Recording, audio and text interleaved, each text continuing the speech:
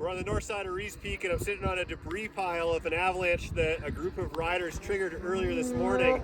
And what's interesting is they were playing at the bottom of this slope and triggered the avalanche from far above them and came down into the area that they were playing. So what this shows is that you can remotely trigger an avalanche by playing on slopes below steep areas. What's notable about this slope is it's usually, and it was, covered in old tracks. But I was just shocked how soft and weak the weak layer is here. Even those old tracks faceted out. We are on a heavily wind-loaded slope, and behind me there's a fresh avalanche that broke naturally below this cornice. And right here we're looking at the snowpack, and we have about a foot of new snow at White Elephant Snowtell, a little bit more at upper elevations, a little less down low. We're going to see what happens when we do an extended column test. This is the weak layer that we're worried about right here.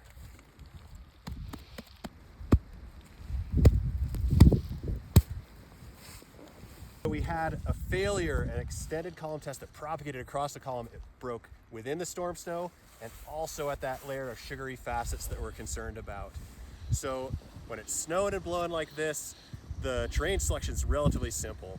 We can avoid slopes steeper than 30 degrees, and when there's persistent weak layers like this, we want to be really careful crossing underneath them as well, because we can potentially trigger an avalanche from the bottom of a steep slope as well.